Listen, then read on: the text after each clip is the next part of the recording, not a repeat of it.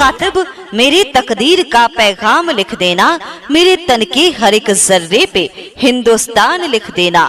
मुझे मंदिर भी प्यारा है, मुझे मस्जिद भी प्यारा है, मुझे मंदिर भी प्यारा है, मुझे मस्जिद भी प्यारा है। कहीं पे राम लिख देना, कहीं रहमान लिख देना। वार्ड नंबर 5 के सभी क्षेत्रवासियों से और सभी भाइयों बहनों को रामनवमी, रमजान और अंबेडकर जयंती की बहुत बहुत शुभकामनाएं। वार्ड नंबर 5 से जिला पंचायत सदस्य पद प्रत्याशी अजीत कुमार सिंह चल पड़े हैं विकास की गंगा बहाने।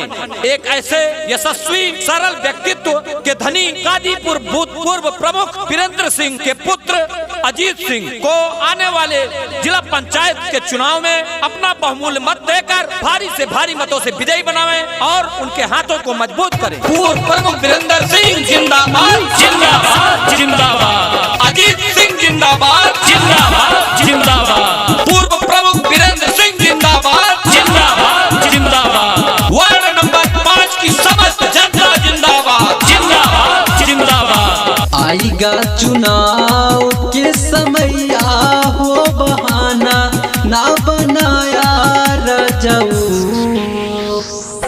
अजीत भैया के जितावे चुनौआ ट्रेन धके आया रजऊ, अजीत भैया के जितावे चुनौआ ट्रेन धके आया रजऊ।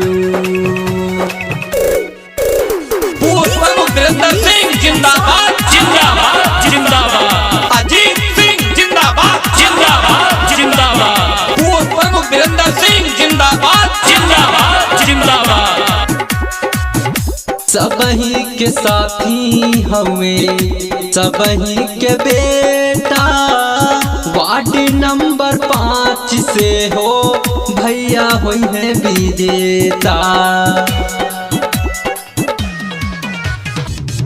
सबही के साथी हमें सबके चहेता, अब की जिला पंचायत में भावी विजेता। मानिला कहाना वा सजनावा बहाना ना बनाया रजऊ, वीरेंद्र प्रमुख के जितावे चुनौआ ट्रेन धके आया रजऊ, वीरेंद्र प्रमुख के जितावे चुनौआ ट्रेन धके आया रजऊ।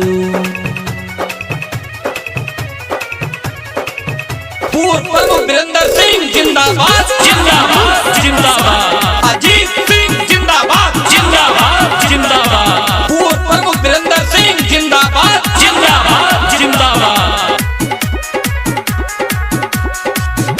निर्धन गरीबावन के सबके सहारा, वार्ड नंबर 5 के हो अखियाँ के तारा। निर्धन गरीबावन के सबके सहारा, वार्ड नंबर 5 के हो अखियाँ के तारा। गाँव गाँव गली चमकाई दे है नाही भुलाया रजऊ,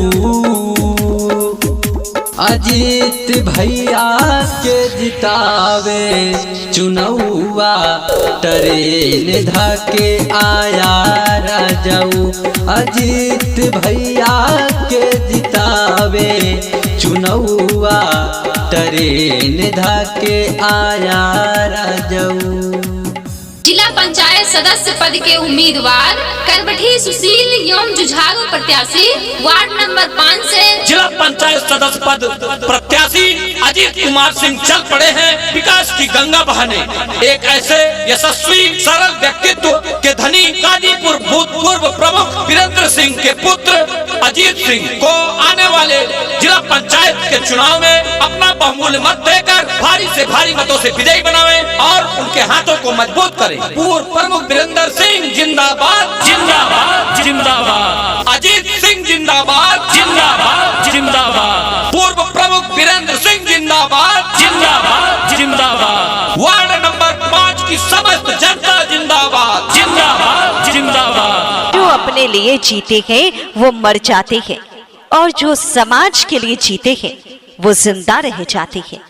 जिंदा रहो या जान जाए, वोट उसी को दो जो सबों के काम आए। किसी भी प्रचार की सीडी बनवाने के लिए संपर्क करें Dev music Kadipur Sultanpur. Mobile number 9161 30 61 50।